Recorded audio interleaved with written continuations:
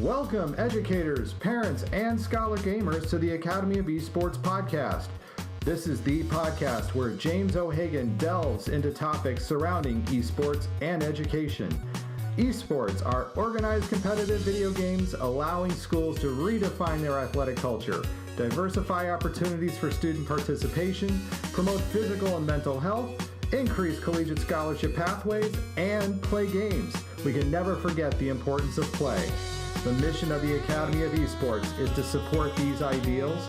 The vision of the Academy of Esports is for all students to experience the fun and joy of playing competitive video games. Let's get started. I was kind of prompted to do this episode based off of an article that I read on Forbes earlier this week called Esports, College's Newest Abdication of Responsibility. The author's name is Ryan Craig, and Ryan does a really good job, quite honestly, I think, of spelling out exactly the problems with schools just jumping into esports programming. It's very common. I have a Google alert set up in my email around esports, and every day I get stories from all over the world with just the subject line esports. And what's funny is I see it written so many different ways. The correct spelling for esports, again, is all lowercase E-S-P-O-R-T-S. And if it's at the beginning of the sentence, you capitalize the E. That's what the AP style book has said that we need to do when we spell it out in anything. And I could tell from reading the story that Ryan is looking at things from a perspective of wanting higher education to be more responsible about how they are building programming in their schools and how they're trying to charge a whole lot of money for us to get into higher education. And so again, every day I get these stories from Google, or alerts, from Google, 2 stories about esports going on in the world. And it could be anything from a tournament that's going on, it could be a game was announced, or a change was made to a large esports game, or a tournament's going on. Or most of the time what I'm getting are stories about schools that are beginning to jump into esports. And it's like I've been saying for a long time, it's no longer cutting edge for your school to have an esports program. What is cutting edge is what you do with it. And so what I'm seeing are a lot of splashy headlines for colleges and for high schools to tout their esports programming.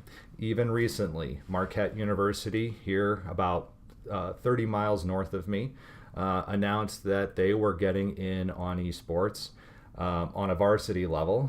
And to the south of me, of course, I've got Chicago, and I've got Robert Morris University, not less than an hour drive away. And they are kind of, I guess you could say, the granddaddy of everything and got all this programming started. And what I found ironic about Ryan's story was that they used a clip, or a photo, in the story. This is on Forbes, and I'll put a link in the show description here. The picture that they used on the Forbes website was actually kids from the University of California at Irvine. And what I find ironic about that is, while Ryan is talking about colleges and universities throwing their money away, those kids at UCI are ones who are on scholarship. In fact, some of the kids who are in that photo are actually on a scholarship, and UCI gives their students about $16,000 a year at the high end to be their gamers for their esports programming. But Ryan was not completely off in what he was saying. I kind of, the first read elicited some very passionate responses. I still feel like he's the old man yelling at the cloud, Abe Simpson kind of thing, or hey, get off my lawn, because we have not done, or a lot of us have not done, a really good job of talking about how esports really can change the lives for a lot of our students. Now, I don't look at things from a higher education level. I don't look at things from the collegiate level. I'm looking at ways that we can connect with kids in our communities in ways that we have never been able to connect with them before. School for a lot of our kids has just become this place where everything is done to them.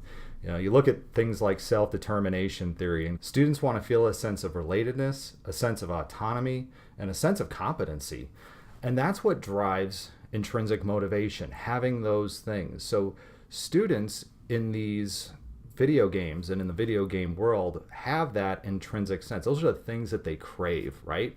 They intrinsically want to do these things because they can be successful at these things. They do feel competent doing them. They do feel a sense of having a community around them that supports them, and they can do it on their own. So they do feel that sense of autonomy and choice that they don't get in schools. And even as we're talking about a higher education level, I remember showing up to Purdue University on my first day. Now, we didn't have esports at Purdue University back in 1993 when I got there first. But the thing that I ended up doing at Purdue, I was a part of the Purdue All-American Marching Band. I showed up on campus with 400 kids around me that were interested in doing the same thing that I was interested in doing, which was fantastic for me. It connected me right into the university. No, none of these kids at Purdue University in the music program were music majors. We were engineering majors, liberal arts, computer science, electrical engineering, aerospace. At the time, I was a chemistry major at Purdue. And what fascinated me was that because it wasn't a music program, we all had these other things going on, but it was the thing that connected us all together. It was something that made college a fantastic thing. And really, when you think about what a marching band is, I mean, we're playing music, which I love playing music. It was the way I was able to express myself, to unwind. I mean, every day during the football season, I spent about 2 to 3 hours Monday, Tuesday, Wednesday, Thursday, Friday as part of this group in the afternoon. And then on Saturdays, we were out at Purdue football games playing in the stands for students. We would march around campus. Some of us were part of the basketball bands. Some of us were part of the spring orchestras or spring bands. There was a variety of them for us to choose from. So we were able to come together around music, even though Purdue doesn't offer a music degree. So I equate that a lot to kind of what Ryan was getting at was, I think in his mind, what he sees is they're building these esports arenas without really a lot of thought around it. Now, he does point out some of the universities, even mentions Shenandoah, which if you go back to one of my earlier episodes, I actually interviewed Joey Gariziak from Shenandoah, and he talked about their programming that they have there. He didn't name him by name. It wouldn't have taken but 2 seconds to Google to find out who the name of that person is. He only referred to them as the person from Shenandoah. But it was really disheartening to read that, because to me, my college experience at Purdue, a Big Ten school, was something where I had a variety of choices of ways to connect into my community and to connect with other students. And that's what made Purdue for me a place worth staying. I'm convinced that it wasn't my first year, but my second year at Purdue, I took 12 credit hours my sophomore year, my first semester of my sophomore year, which is not something that really, it barely made me a full-time student. And I took calculus, and I took physics, and I took a chemistry class, and I took band. And what happened was I failed calculus, and I failed physics, and I got a D in chemistry, and I got an A in band. You got a grade at Purdue for band. And I showed up every day, and I got that A. And I'm convinced that if it hadn't been for the marching band, I would have washed out of Purdue University. I would have gone back to California. My life would have been very different. I wouldn't probably have my kids that I have today. In fact, as you look, if you're watching this on the YouTube feed, you'll find that this is not my typical office. My children are here this weekend. They've taken over my office. My girls are well into leveling up in Overwatch. My oldest just made silver. My youngest, she's almost made that level 25, so she can do competitive. and my son has gotten into Sea of Thieves this weekend. So we are all kind of gaming around things. Even myself, this weekend, I've taken the time to not play so much video games. I am delving into Magic the Gathering for the first time. So that is something that is, we're finding these common ways to connect through games, even though we don't all play the same games. We're all finding our different ways to connect and to play. And we are honoring play heavily this weekend. Now, I said there were 4 students who I wanted to take a moment and hopefully, if Ryan ever listens to or watches this, can learn from how we're trying to connect in kids through esports into something more. If done well, if we do it well, esports is the thing that will connect kids in a way that they are not connecting into their schools. I'm going to start with not an example student, but a student I had a conversation with yesterday. I got to give, I have to promote 2 groups right now. One is, and this isn't a commercial, this is just a part of the story. One is Not Your Parents' Basement. I've talked about them quite a bit.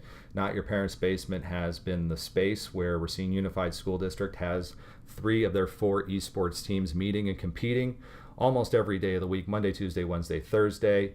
Students come in there Friday, Saturday, Sunday. And that's where the esports is taking place. But also in the same space is a group called Twin Dragons Gaming. And they are a card game company. So if you've played Pokemon or Magic the Gathering or Yu-Gi-Oh! Or a variety of different card games, that's what they do. So Dan and Christine have become 2 people who have introduced me into card gaming. And again, Magic the Gathering is what I've been playing. And what's fascinating to me is yesterday, I walked in and I brought my kids to Not Your Parents' Basement. They all wanted to play together on 3 different PCs and compete against each other, or with each other, I should say, in Overwatch. And while that was going on, I was going to show Christine the deck I was building for Magic the Gathering. And she said, "Hey, we've got this tournament going on. It's $12 every week. You start off with 3 packs of cards. Do you want to get in on this?" I said, "Absolutely." I said, "Count me in. I don't care how many people are doing it right now. I don't care if I'm bad. I want to get experience playing." And so they set me up with my first competition, and it was a student here in Racine. He's not one who is a gamer, the esports scholar gamer, but somebody who is just playing cards, plays Dungeons and Dragons. And it allowed me to have a conversation with this student that normally I would probably never have. And I was asking this student, how are you doing in school? How's things? I work for the school district, just curious. And he says, "I'm pretty much failing all my classes. I'm out really late every night. I don't see myself graduating." And he was almost joking about it at this point. And while I can't say that I fixed the situation, because a lot of times in education we try and hope that we can fix something for students, I couldn't fix this one in the time that we had. But what I was able to do was at least begin a dialogue, at least begin a conversation, at least to develop that relatedness, so that the student and I can at least start to build a relationship where at some point I may be able to say to them, "Hey, I really want you to come over to my virtual learning program. I want to talk to you about, say, virtual options, credit recovery, maybe finding some ways to hook them into other things through the school district." But again, it was just that one little conversation through a game that allowed me to have that conversation. And it's happening all over the place with our students in our esports programming as well. The other 4 students I want to talk about very briefly. We have one student who, because of esports now, has become a bit of a Twitch broadcaster. She showed up on the first day that we were having our esports competition at Not Your Parents' Basement, and the first thing she says to us was, "I don't really play video games really well, but I want to be a shoutcaster. I want to be one who tells the story of what's happening." And so very quickly, Ian and the crew got her all set up, at their shoutcasting station and got her right in with broadcasting what was happening in the games. And did she know everything that was going on? No, she didn't know everything that was going on, and she was even just trying to figure out how to operate the soundboard or the video board, just so she could manipulate and move through the game as a spectator and tell the story of what was happening. Okay, that's a student who I think about what else do we offer in our school to allow them to do something like that, and we don't really have it. And you could say, well, she could have just done that at home. Okay, if she was going to do that at home, how is she going to set that up? Where is she going to make those connections with kids? Where is she going to make those connections with people? Again, all of this that we're doing is all about connecting kids into something more. The gaming is just the vehicle to do this, and we're trying to build our students up to a different level. The second student I want to talk about, she's part of one of the junior varsity Overwatch teams. And what's great about watching her is that she's on a team of 6. She's the only female on the team, and she commands the situation. Now, while the JV Overwatch team at this school is not particularly the best, they are, to me, the one team of all the teams that we have that I'm most invested in watching and seeing how they're doing. Developed kind of a relationship and a rapport with these kids, one that I would have never done before. And what's interesting about building the relationship is then we are also looking at getting gaming laptops for our public library. They're going to have multiple uses beyond gaming, but gaming laptops nonetheless. And I kind of pitched the idea, us having a girls club that's conducted through the library. So it's not as intimidating to say go to not your parents' basement as a girl and try to figure out the whole scene there, because it is very male dominated. But it provides that opportunity again for us to bring girls into this sphere of esports, because again, with the college scholarship opportunities, with the opportunity to diversify your participation in school activities and events, these are the things that having girls be able to meet together and to come together around gaming is a completely unique experience, especially one with, as we're trying to push back against online toxicity, you almost need that team. You need that group that gets together to have that, again, that relatedness, to have that sense of competency that you can take care of each other.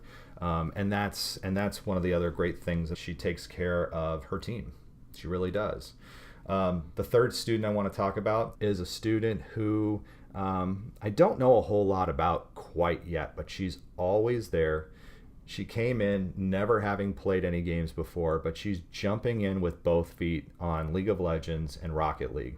She just enjoys the experience. Okay, she's not going to be, at least that I can tell now, and I'm not saying that she won't be, but at this point I can't tell that she's that kid who she's going to have that scholarship track, because not all of these students of ours, unfortunately, are going to have that scholarship track. So what we're trying to do now in these experiences, again, is try to connect them in with positive adult mentorship through our programming. And we're also trying to, again, push back against the toxicity and the mental health crisis that we have here in Racine County. Again, 62% of adults having an adverse childhood experience probably then trickles down to the kids in the community. So we're really trying to use our esports programming to push back against those adverse childhood experiences. So having our part of the programming, and she's there from beginning to the very end. And a lot of times she's there till the very end because she has to stay late because she's waiting on a ride. One of the things I wish we could have is some kind of an activity bus to take the kids home after so that they can be there. But what's been great is that while I worried about kids being able to get out to downtown Racine and the parking situation, because you have to pay for meters downtown, it's been really a positive to see how kids are connecting around the community to find rides, to share rides, to get themselves down there, because they really enjoy the experience. Again, we're building a community that isn't even based around specific high schools. We're building around all the high schools. And the last student that I want to talk about came to us from out of state. And he had been at one of our high schools. He was a student who typically would wear a hoodie, have it pulled up over his head, had his head down.